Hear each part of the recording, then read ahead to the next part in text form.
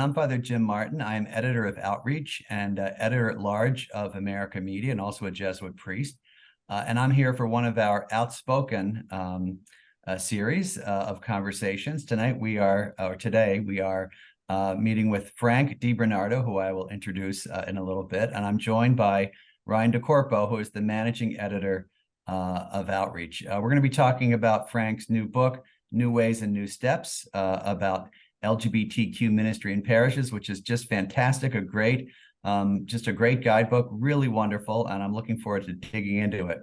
But first, I'd like to introduce Frank. He is Francis DeBernardo. He has served since 1996 as Executive Director of New Ways Ministry, a national Catholic ministry of justice and reconciliation for lesbian, gay, bisexual, transgender, and queer Catholics and the wider church community. He earned a master's degree in English from the University of Maryland, has completed doctoral coursework in rhetoric there and at the Catholic University of America in Washington, D.C. He has taught courses in writing, rhetorical theory, and literature at the University of Maryland. He is currently a board member of the Quixote Center and serves on the advisory board of the Catholic Committee of Appalachia. He is also the author of a wonderful book, a biography of Michael Judge called Michael Judge, Take Me Where You Want Me to Go, which is a part of Michael Judge's prayer, published by Liturgical Press. Frank's writing has appeared in Commonweal, National Catholic Reporter, and American Catholic. And we are so happy to welcome you, Frank. Welcome to Outspoken. Well, thank you, Jim and Ryan. I really am grateful for being here and greatly appreciative of all the work that Outreach does for the LGBTQ community in the church. Well, thanks, and it's great to be in partnership with you in this ministry. Frank, I'm going to start with, I think this is a fair question. It might seem like a hard question, but this is the question I get all the time, and the question that I think is on a lot of people's minds. So your book is just terrific, and you can talk more about it or take us on different tangents. One of the questions I get all the time is, how do I start a parish ministry to LGBTQ Catholics in my parish if the pastor or the parish council or even the bishop is against it? What is your experience in that, and do you cover that in the book, and what kind of advice would you have for people in that situation? Yeah, that's very very good. It's a very challenging situation, and I know that it's a situation that many people have been in. What we at New Ways Ministry have always suggested is that that means, especially if it's your pastor or people in your parish, then that means that's where your LGBTQ ministry starts. Your LGBTQ ministry starts with educating the local leaders who may be opposed. I think one of the main themes of this book is that LGBTQ ministry is about more than just LGBTQ people. You know, that it means bringing the whole faith community along to see the beauty of sexuality, the beauty of relationships, the importance of diversity, recognizing the gifts that marginalized people can bring to the community, and so I don't think that maybe what might be called preparatory work of educating leaders who are opposed is I don't think that it's problematic. I think it may be this book is called New Ways and Next Steps. It may be the first step you have to take.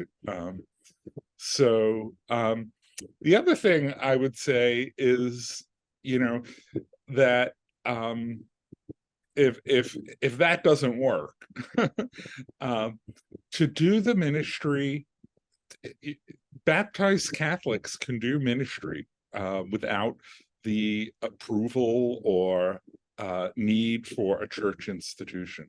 So do it in your homes, and invite other LGBTQ people, other Catholics to come to your homes, and that's where the ministry can start and flower, and eventually perhaps it will get into the church. Now, I am not, I strongly advocate that that having a Catholic institution approval, greatly helps the ministry, particularly those who feel that the institution has rejected them. But then Well, there are that's also alternative institutions. Like, we often say, well, if your parish doesn't want something, find a nun. The Catholic nuns have been very, very supportive of LGBTQ people, and many LGBTQ ministries over the past 30, 40 years began and still flourish in mother houses and convents across the country. Let me ask a follow-up question before I turn it over to Ryan for his question. I really love that the first step might be about educating, say, the pastors or the parish staff. What does that mean, sort of in concrete steps? Is it one-on-one conversations? Is it introducing them to LGBTQ people? What have you, in your long experience, what has been the most helpful in those situations? I find that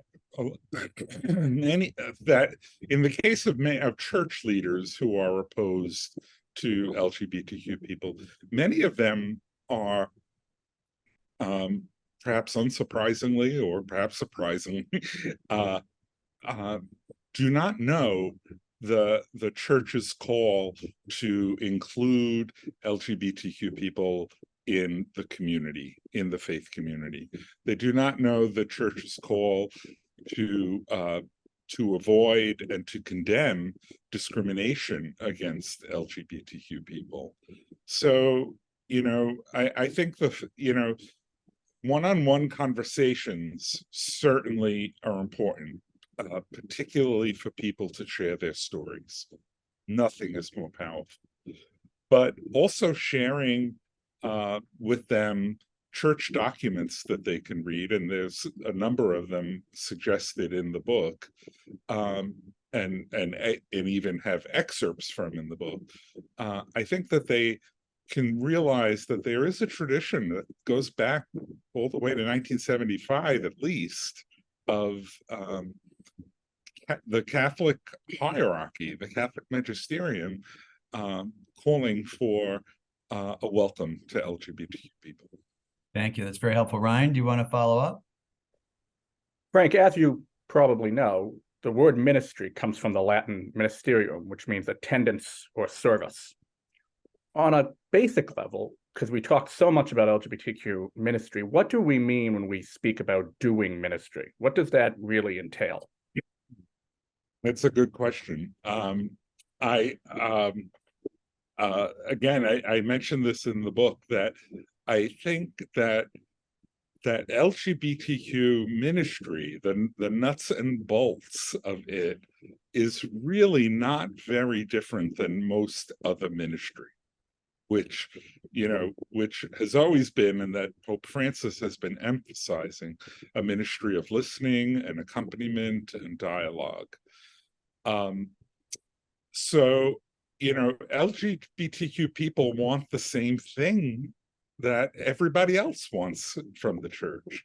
They want a place to come and share their gifts. They want a place to come to share their struggles. They want a place to come to socialize and to be with other people who share their values. So in terms of the ministry towards or with the LGBTQ people themselves, there's very little that's different. But with, again, with this view that LGBTQ ministry involves more than LGBTQ people, then the ministry, the service, also means educating and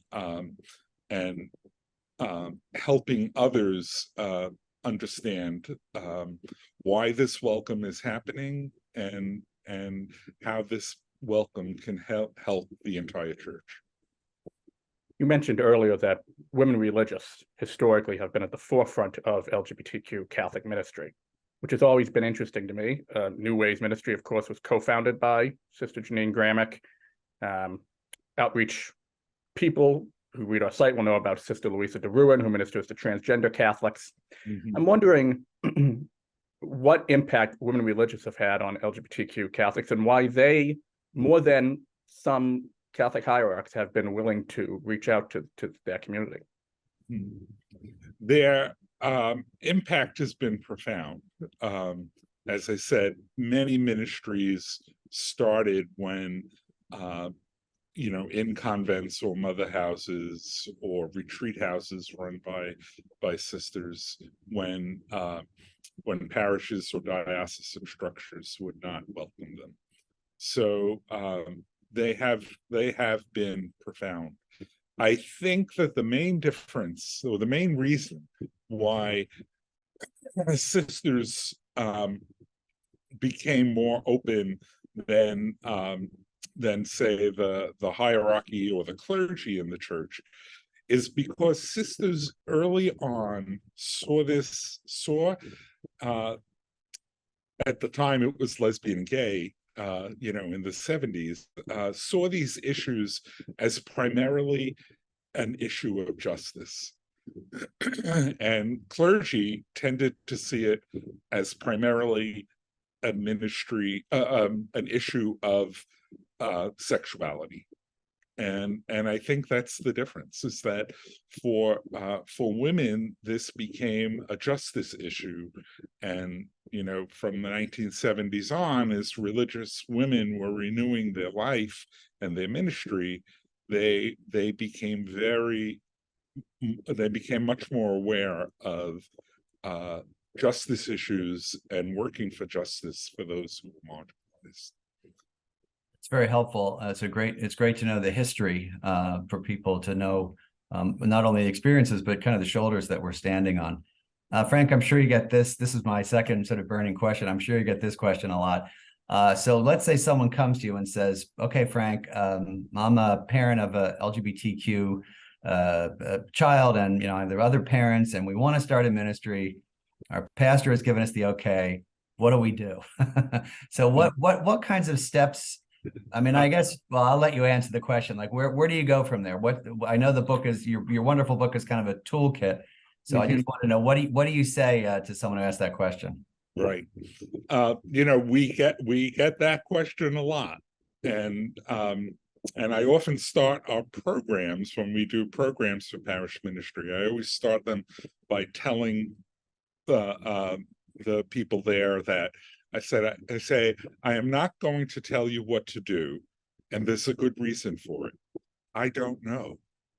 And I say that to underline that the people at the local level are the best ones to determine what the parish community is ready for.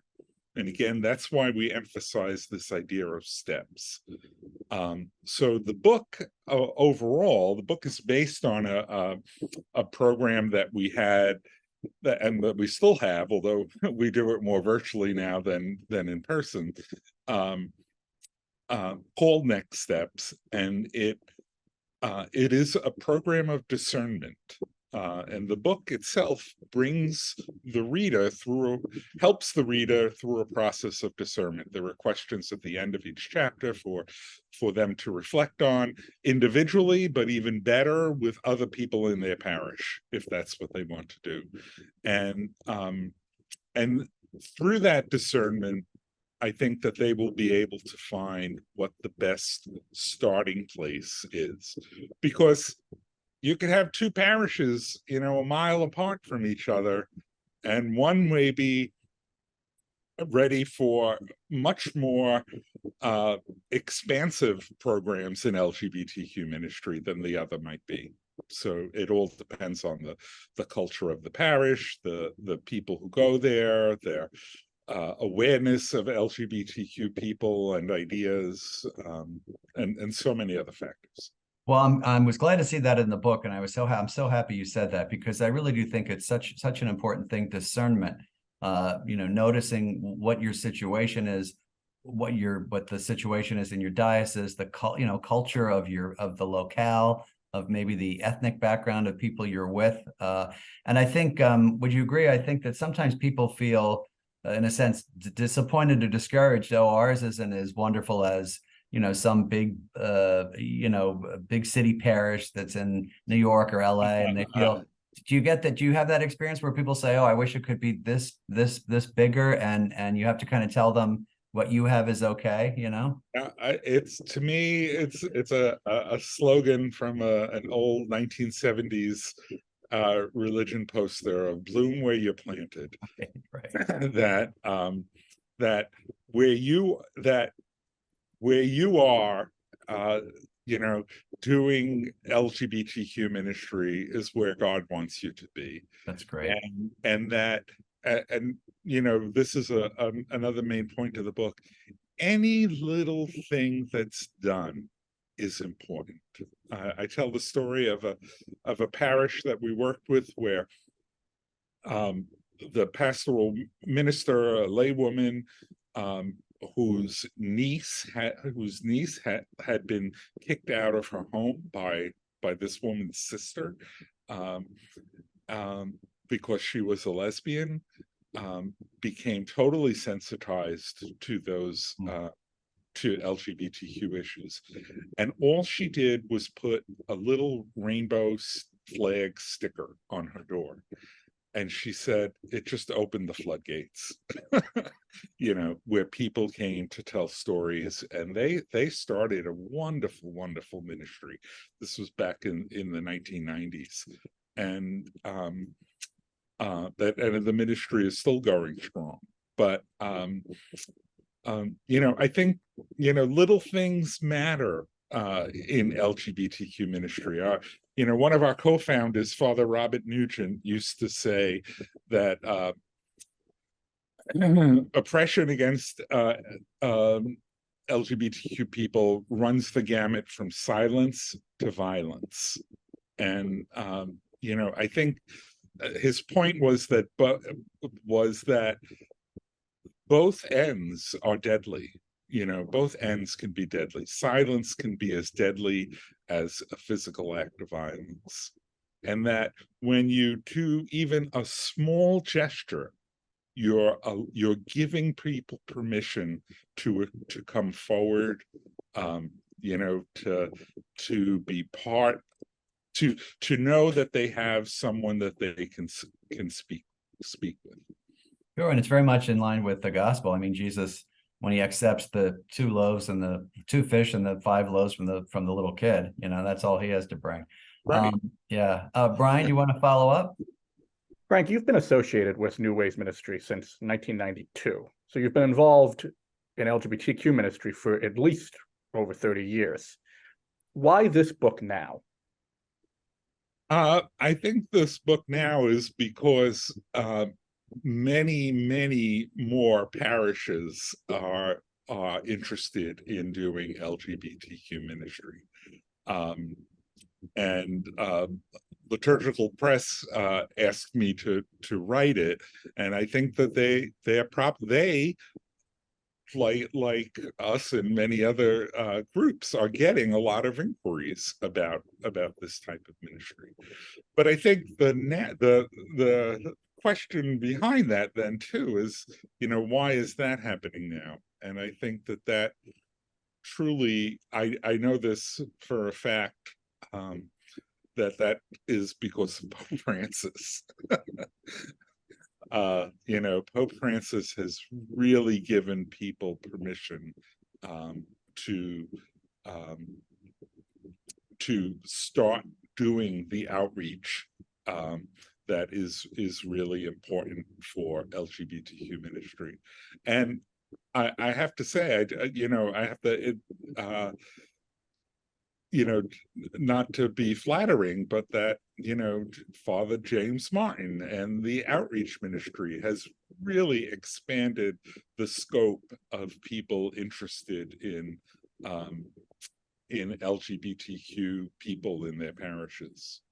So I think that's the why now. How would you compare the amount of inquiries that you're currently getting from parishes that want to start an LGBTQ group to 20, maybe even 10 years ago when you were doing this work? Yeah, well, we have on our website a list of LGBTQ friendly parishes that we started in 1997, and that list had at the time 20 parishes on it. And these were the parishes that we scoured and to find, and over the years that list, I remember when was it 2012 or whenever the 25th anniversary of that of our list was, the National Catholic Reporter called me to ask about it, and we had, at that time, we had over 300 parishes, and now well over 300, and I would say we get at least one new one a week, when, in the old days, we would get a new one maybe every 2 months. That's a really great metric. I mean, that's really incredible. And we at Outreach, we link to that. That's one of the things that we wanted to do most. I tell you, one of the things I want to have is a link to that list. Well, too, the other thing about that list that I have to say is that it's that's sort of, maybe not negative about it, but is that's only the ones we know. That list is compiled by word of mouth and by people who contact us. We don't have a formal application that we send out to every parish in the country if they, so these are only the ones that we know, and we do know, because we're always learning of new ones, that there are many, many, many more parishes who are becoming open these days. Well, we're conscious of time. Let me ask you one final question. I think this is an easy one. We talked about things to do, ways to approach parishes or situations that may not be welcoming. What are the things that you found definitely not to do? Are there any tips you can give people, something to avoid, like please don't do this or don't do that? Well, there's a whole section in the book about that, and I think there are several that come to mind. One is just to avoid stereotypes. Hopefully that's kind of a no-brainer. Don't ask the gay men to do the flower arrangements. So that's one thing. Two is that what we have found constantly through the years, that most LGBTQ people who show up at a parish and want to be welcomed already know the church's teaching about sexuality and gender. That's no secret. That's well broadcast, and so that's not why they're showing up there. And so that is not a good starting point for ministry, because it's, they know that already. If they've come to the church, they come knowing that, and they come, having made their peace with that those teachings, or or want to journey further. But that's not why they come to church. As I said before, they come to church for the same reasons that everybody else comes to church. We don't start youth ministry, which is a group of people who have a lot of hormones going on, where sexuality is definitely an issue. We don't start youth ministry with talks about sex. We start youth ministry with talks about identity and relationship with God and relationship with other people and service and community and and things like that. So, those are two things that I think are really, really big non-starters. Those are very helpful. Well, we have a few more minutes. Frank, is there anything about the book that we haven't highlighted or that you'd like to chat about for a few minutes? I think, as I said, that in the, that this book is the result of, workshops and programs that we've been doing, or that I've been doing for 30 years and New Ways for longer. But I think one of the kind of newer parts of the book that I wrote particularly for this book is in chapter 7, which is responding to opposition. And that's a topic we've already talked about, but I felt like it really needed a further exploration. And I have to say that I felt able to do it because of the advice that Pope Francis has given about LGBTQ people, and the advice and the spirit of synodality that is, cascading through the church. And I think when you read chapter 7, you'll see that, responding to opposition is something that we all have to learn in the church, and not just responding to opposition about LGBTQ people, but responding to opposition on many things where we may differ. And as I said, the advice is mostly advice from Pope Francis. He's a good person to rely on. Well, I want to thank my colleague, Ryan Di Corpo, who is managing editor of Outreach, and especially Frank DeBernardo, who really is one of the great guiding lights in the LGBTQ Catholic world, executive director of New Ways Ministry. Thank you for coming to speak with us. His new book is New Ways and New Steps, Developing Parish LGBTQ Ministry. It is published by Liturgical Press. It's also it's a beautiful presentation. It's a very kind of handy, compact, usable, and inviting book. So we encourage everyone to get it. It's available, as they say, everywhere good books are sold. So thanks very much, Ryan. Thank you very much, Frank, and God bless you. We look forward to seeing you on our next Outspoken. Thanks very much. Thank you.